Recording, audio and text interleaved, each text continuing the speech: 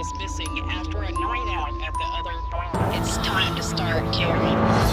Welcome to Talking News. I do it just to make sure that we can get their face out there as many times as we can. Chelsea Bear's body was never found. The community is still working together to try to locate Sarah Galloway. Good job, Tree. The parent of the missing daughter was sleeping in his car for weeks. Hi guys, welcome to the Talking News. Please subscribe, hit that like button, hit the notification bell before you forget.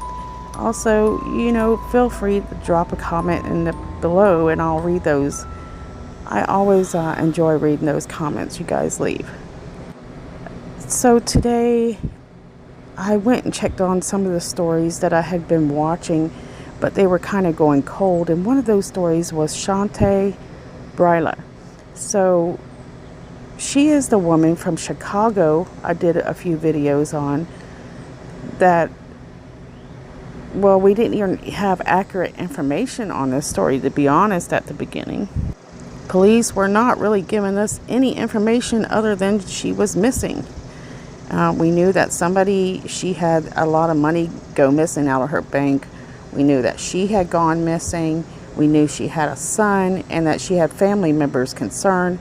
But really, that's it.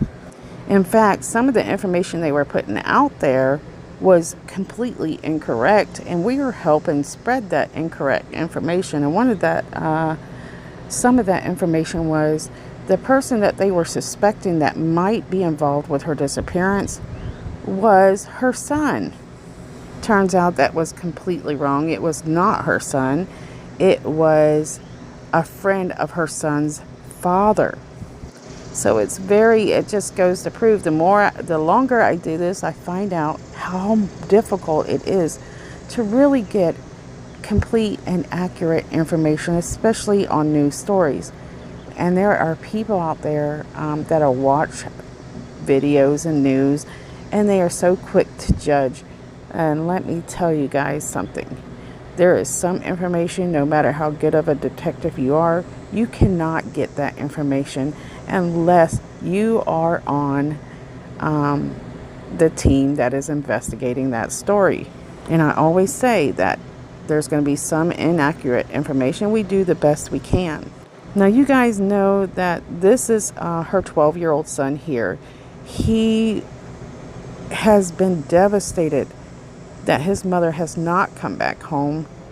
And many times he had, held the missing persons pictures up and information, asking public to please help him find his mother, Chanti. As I mentioned, this case kind of went cold, and then we had the Malia Davis case come out. But this happened, she actually went missing back in March, and she is a 43-year-old. So this is happening in Chicago. During the time when this story first came out, police did say that they kind of suspected foul play. And now they are telling us that there is a surveillance video, and DNA tests are finally may tell the Southside family what happened to the missing mother. Guys, if you're not familiar with the story, I want you to go check out the older videos, not to get information, but to see what we learned at the beginning of the case, then come back here and see what I'm going to share now. So 3 days after Chanti was reported missing, a Lyft driver was called to the home in South Shore. When the Lyft driver arrived, they found 2 people standing there with a dolly and a large blue plastic container. So the Lyft driver actually helped them load this container into his car, then drove them to a hotel near a park. It's at this hotel that police actually confiscated a surveillance video which shows the container being wheeled inside of the hotel, according to court records. The strange thing about this case is we're not really getting any dates through the media and the articles that are out there. So what we're learning is detectives investigating on Chanti's case visited this hotel a week later. According to the Chicago Tribune, they say that the family actually gave them a tip as well. The Chicago Tribune says they found a container like the one shown in the video in an alley behind the strip mall near that hotel.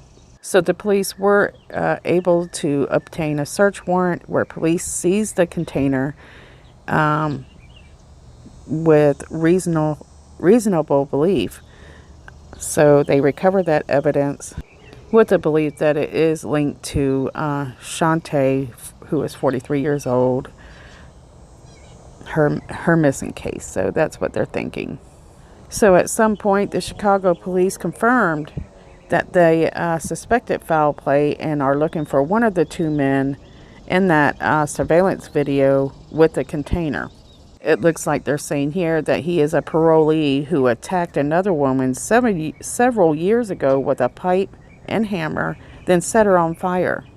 And there you go, guys. Here's one of those situations topics I want to cover is why in the hell is he out of jail in the first place, right? All these slaps on the hands, guys, you got to stop taking up for the criminals. I'm not exactly blaming you when I say that, but there's people out there that are taken up for criminals behind bars, saying, to let them out. They're back there for too long, and of course this is jeopardizing the safety of you and your children and your family. Somehow this guy that attacked somebody so violently is running loose on parole, and they're not even watching him. Okay, so the Tribune is not naming the parolee because he hasn't been criminally charged in Chanti's disappearance. They need to name him. That guy is freaking dangerous. Has anybody got his name? I know there are a few of you watch these videos that, you do your own little thing on the side. If you happen to get his name, drop it down there in the comment area, please. According to this article, the guy that they're suspecting right now hasn't even been reporting to his parole officer. And I think guys like that who are not reporting to their parole officer, even a minute late, should have somebody on them like white on rice. And I realize Chicago is very deep in crime and they have a lot to deal with, but we need to make sure that those people are protected. So here we are with a story I think that could have been prevented if the guy had been behind bars in the first place. And we're looking for Chanti. Of course, he's not accused, he is a suspect. So, but it looks as if this is, the story is telling what it is. So the biggest people involved in this case is Sterling Ross, her aunt, and her son. And she says here, quote, all kinds of scenarios can play out. People don't just disappear. Somebody knows something, end quote. So the last time that Sterling Ross, Chanti's aunt, spent time with her was in March, and it was in the evening. They were watching a Fox TV show, Empire. This is a weekly ritual that these two have. And she's saying that this included her, her 12-year-old son. Chanti spent the night with her aunt. And then Sterling Ross said that she gave Chanti a ride home, which is a few blocks away to her apartment, which is in a Southside Avalon Park community. She said at that point she didn't hear from her niece in a few days, which is very unusual. She said at that point she went to Chanti's son and Chanti's brother at her apartment building and rang her doorbell, but there was no answer. Her aunt said they rang the other tenants' doorbells as well. No answer there neither. Her aunt said they returned later to see if Chanti would answer her door, but again, there was nothing. Quote, there was too many days, end quote. Chanti's aunt said that, she recalled thinking before contacting the police. Then finally, on March 14th, the family did report Chanti missing. So according to a few documents and records, they show that the Chicago Fire Department was asked to force their way into Chanti's apartment in the 8500 block of South Bennett Avenue. You know, possibly maybe she would have fell or gotten hurt. They were just trying to check on her well-being. But once they got inside, there was still no sign of her. Chanti's aunt, Miss Sterling Ross, says she noticed something strange. Quote, her purse was on the table with all her IDs in it. End quote. She also noticed something else. She noticed that Chanti had left the milk out. The family says in this article that they told police that this is totally unlike Chanti not to contact her son, who stays with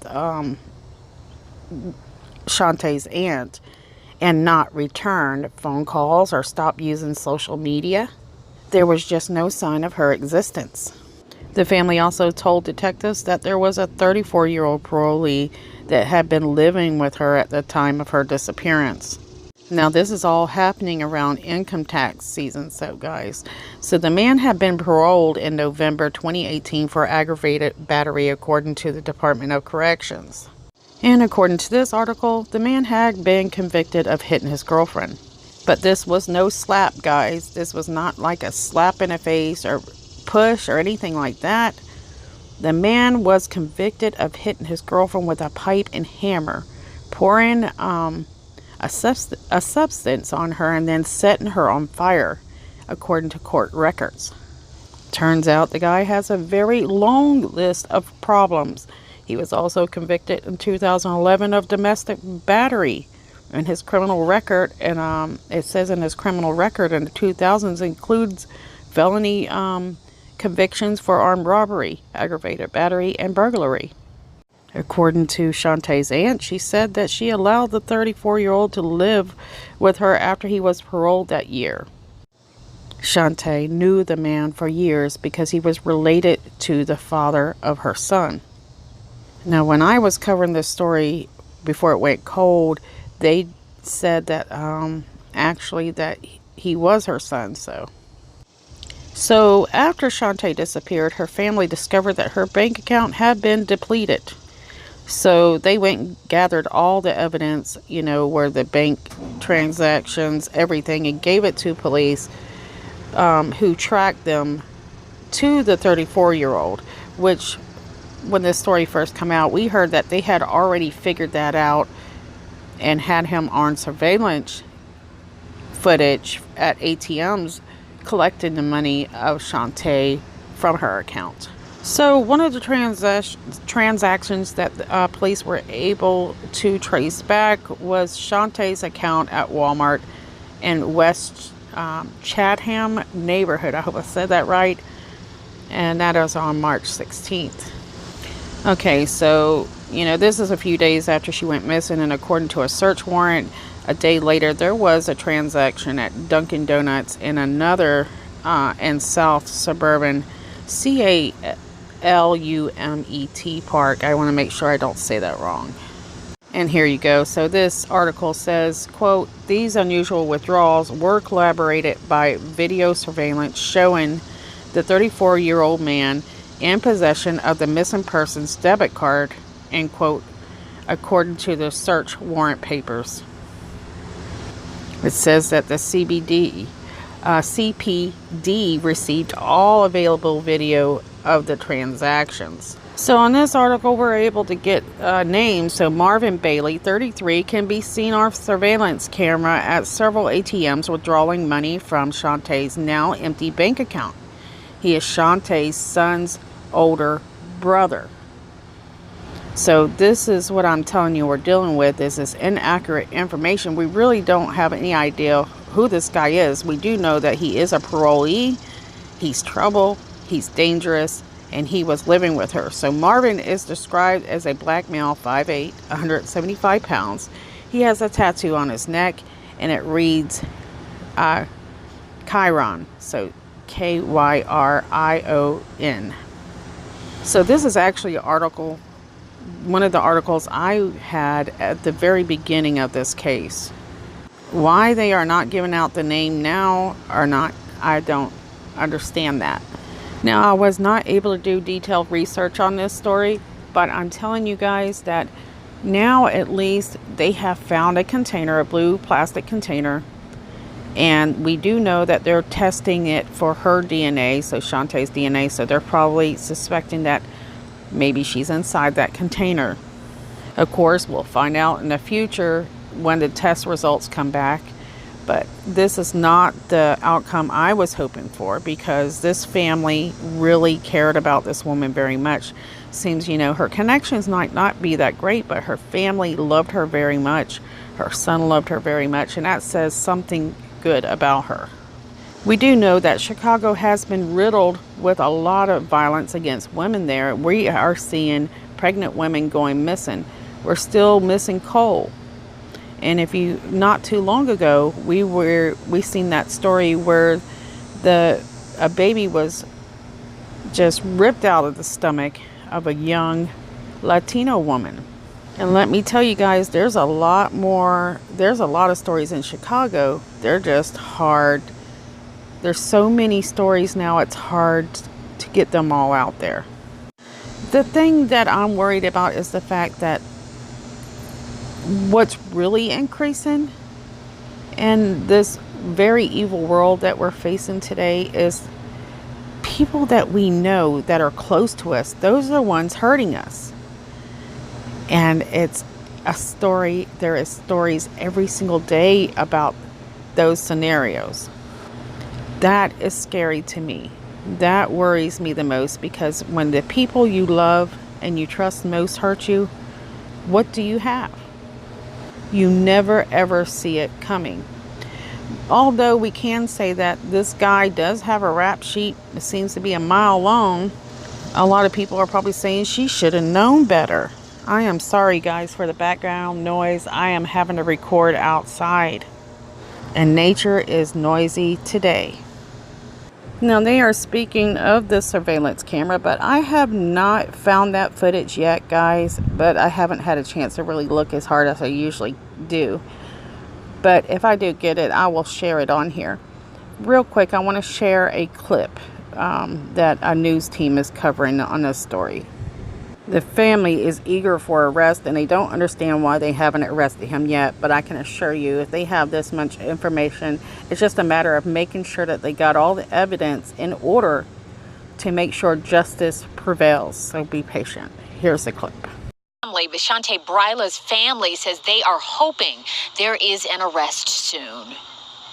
It's just tragic. You know, and all we want her is to come home.